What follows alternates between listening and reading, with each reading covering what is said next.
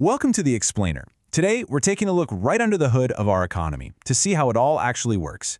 We're going to journey from the historical headaches of the barter system all the way to the counterintuitive, honestly, kind of magical way that commercial banks actually create money out of thin air. It's a brilliant system once you see the gears turning. So, let's break it down step by step. Here's our roadmap. We'll be looking at 1. Beyond the barter system. 2. The functions of money. 3. Central and commercial banks. 4. How banks create money. And finally, 5. Limits to credit creation. Let's get right into it. Section 1. Beyond the barter system. Imagine being a farmer back in the day. You've got a ton of extra rice, but man, you really need a pair of jeans. In a purely barter-based economy, the search costs are, well, they're just astronomical. You have to hunt down someone who not only has clothes to spare, but actually wants your specific amount of rice. Economists actually have a term for this logistical nightmare. They call it the double coincidence of wants. It's that crazy, highly improbable situation where two individuals happen to possess exactly what the other one demands. As populations grew, this massive bottleneck made early economic exchange practically impossible to scale. Moving on to Section 2, the functions of money. So to break through that barter bottleneck, society created money, which basically does three core things for us. First off, it's a universally accepted medium of exchange. Second, it acts as a unit of account. If a pen costs 10 rupees and a pencil is 2 rupees, money instantly tells us, okay, 1 pen equals 5 pencils. Simple. And third, it's a store of value. Because unlike your surplus rice, which is definitely going to rot eventually, money preserves your purchasing power over time. It just totally integrates into our daily lives. It acts like this invisible grease in the gears of society, totally removing the headache of hunting down that mythical, perfect trading partner. All right, Section 3, central and commercial banks. Now, in our modern economy, you've basically got two main entities running the board. First, you have the rule makers. These are your central banks. Take India, for example. The Reserve Bank of India, established back in 1935. They issue the actual high-powered money, or physical currency. Then, on the flip side, you have the players, the commercial banks. They take your deposits and they lend them out.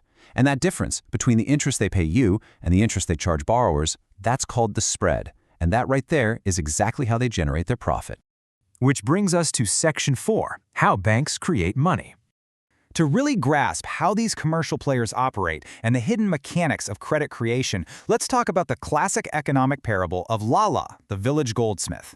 Now, carrying heavy gold around for trade was super risky, right? So villagers paid Lala to keep their gold safe in his vault, and he gave them paper receipts in exchange. Well, soon enough, instead of lugging actual physical gold all over town, people just started trading Lala's paper receipts. The paper literally became the money. Okay, follow the math here. It's pretty cool.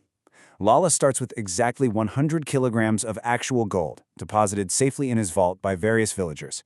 Correspondingly, he issues exactly 100 kilograms worth of paper receipts into the local economy. It's a perfect one-to-one match.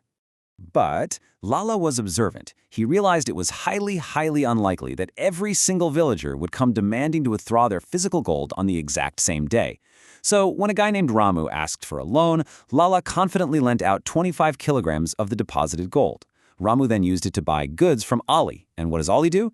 He walks right back to Lala for safekeeping and gets a brand new paper receipt for that 25 kilograms.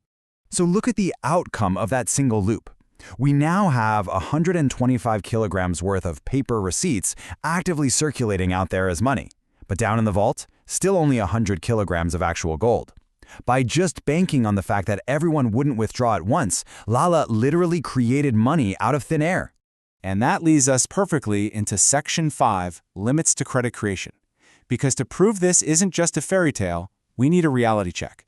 Let's bring this into the modern world with a simple balance sheet. Say a customer deposits 100 rupees.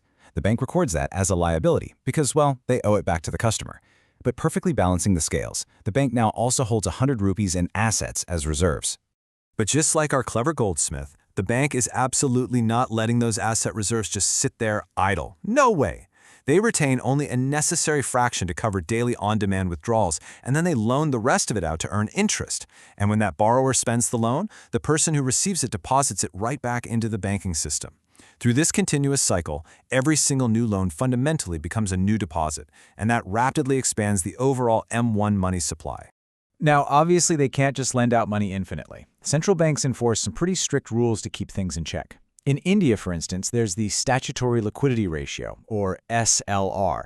This legally requires commercial banks to keep a baseline percentage of their reserves in a highly liquid form. It acts as this absolutely crucial safety valve to ensure survival, and above all else, to maintain the absolute confidence of the depositors. And that brings us to today, where we're witnessing a massive shift. With the rise of e-wallets, Aadhaar-enabled payments, and this huge push for total digital financial inclusion, physical cash is disappearing fast. So I want to leave you with this. As we transition into a completely cashless society, will this hidden fractional reserve magic become a seamless, perfectly calculated digital utopia? Or are we stepping into a much riskier digital illusion? Definitely something to ponder the next time you tap your phone to pay. Thanks so much for joining me for this explainer, and we'll catch you next time.